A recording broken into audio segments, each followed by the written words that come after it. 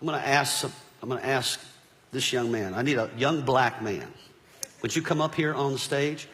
There's a reason I want a young black man up here, because he represents some things that I'm going to talk to you about in just a moment. And so, why don't you take a seat right there? And if you wouldn't mind just taking your shoes off and your socks too, thank you. And then I'm going to wash your feet. Now, let me say something before I wash his feet, because this is important. This young man doesn't just represent black America. This young man represents all minorities for this moment right here. What most people don't realize about my race is my race has a hard time getting what's wrong in America. We have a challenge. The great slogan that was spoken at the beginning of this presidential race that got a person elected was, we're going to make America great again. Going to make America great again. When I first heard that, and everybody cheered, yay, I looked at the crowd, and it was predominantly my race cheering for that statement. And I thought to myself, okay, if I'm going to be a Christian, I need to filter that statement through the lens of other races, not just my own. And I'm thinking to myself, here's what I'm thinking. I'm thinking to myself, okay, if I'm a black person, maybe a young black man in America, and I'm thinking through the lens, make America great again, I'm thinking, when was America great for you? When was there a season of time in the last 240-something years that America was great for you? And so, I think about it. In the beginning of our nation, 1700s, we brought a lot of people like this young man from Africa by the millions. In fact, history tells us that between 17 and 60 million, no one has the exact number, died in that transition. The greatest atrocity of one race in all of human history. Way bigger than the Holocaust. And we all know about the Holocaust. But for some reason, this has never been really advertised too much, because my race, we don't want to feel guilty. And I'm not saying you should feel guilty, because you didn't do that, but your race did. Then after we had Africans as our slaves, African come to our country and become our slaves, then we also have to live with the fact that we also conquered Native Americans as well. We kind of huddled them over in the Midwest, took over their land. Then we went down to south of America and we said, Mexicans, we're going to take some of your land from you as well. California, Arizona, New Mexico, used to be Mexico. Who would think a Hispanic person? When was America great for Hispanic people? When was America great for Native Americans? What about Asians? Was it great when Pearl Harbor happened and we took 120,000 Japanese from their homes in California, put them in camps for 4 years because we suspected, even though they were citizens, that they might turn against our country? Was that great? The only people that could honestly say maybe America was great would be me, my race. It was great for us. We had a lot of folks like this young man and other people serving us for the last couple hundred years. And now, over the last few years, some of those people are rising up and they've had enough. And movements are starting and different things are happening in our nation that are saying, hey, we matter too. We are not the majority, but we matter too. And people like us are getting scared. We're getting fearful. Man, this nation is not like it used to be. Are we filtering that through the eyes of Jesus, or are we filtering that through the eyes of our race? And so what Jesus would do in the middle of all this is he would take a person like this, who maybe in general terms wouldn't normally be connected together.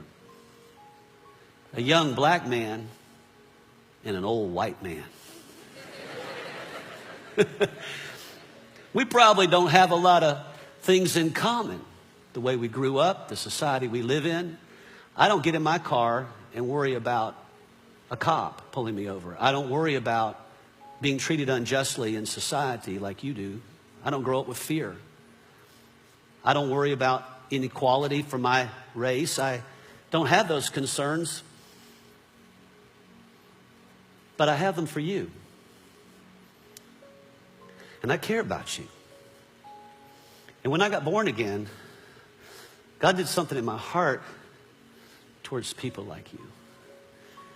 And I started thinking, you know, I can't heal this nation. I'm not a healer. Jesus is the healer. The greatness of a nation is never based on a race or the accomplishments of a race. The greatness of a nation is based on whether or not it's submitted to God. We're not great because of our prosperity. We're not great because we won wars. We're great only if God is in our lives and ruling over us. And we've become a nation where God's no longer ruling over us. And that's why we're so angry at each other. And we're fighting with one another, and we're in division over each other. And I can't see our government healing that. I can't see any president healing that. I can't see any leader healing that in society other than Jesus. And that has to start with us in the church. So, Jesus would take one of the disciples and he would wash their feet. He would pour water over their feet because the feet represented the dirtiest part of their body, the lowest part. And you say, you don't have to wash the whole body, just wash the feet. It's the hardest part to put your hands on. Who in their right mind would want to wash somebody else's feet? Yet Jesus did that. And he said, you see how I'm doing this? You see how I'm putting my hands on your feet? What I'm saying by that is I'm trying to get you to see something. You're valuable to me. I'm not superior to you. You are just as valuable as I am. I know society hasn't told you that, and I know circumstances in life haven't told you that, and I know history hasn't told you that, but God says that about you. And you deserve the right as a young black man to grow up without fear. You don't need to be growing up with wondering whether or not you're accepted by another society. God accepts you.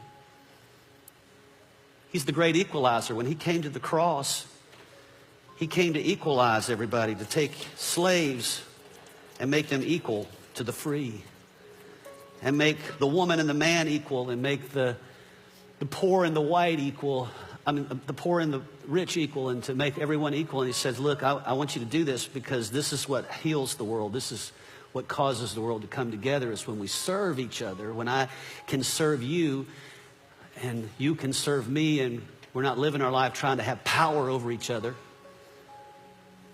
but we're family. You're a Christian, I'm a Christian.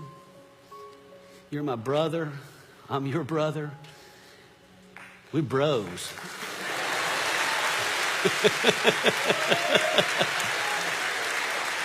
But there's not enough of me doing this. More of this needs to happen.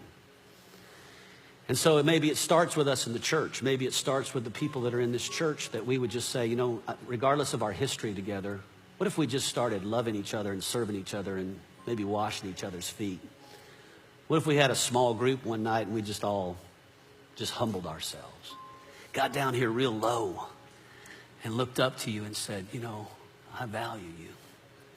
I care what happens to you. I care what you experience in America. I care about the hurts and the wounds of your past. I care about the history of my race against your race. And I'm sorry. I repent. I didn't do it myself personally, but I take responsibility for my own race. Because Jesus didn't do anything to hurt people, but he took responsibility for them. He took responsibility when he went to the cross, and I need to go back to the cross because we need healing. We need healing in this relationship. We need to be one together instead of you doing your thing and me doing my thing. And so you're a good representation, not just of Black America. You're a good representation of all people that maybe haven't been treated with value, wherever they're from. And I just want you to know that from this point on, my life is about making sure that you understand that you grow up in an America where there are people that value you from another race. I love you, bro. Hold on.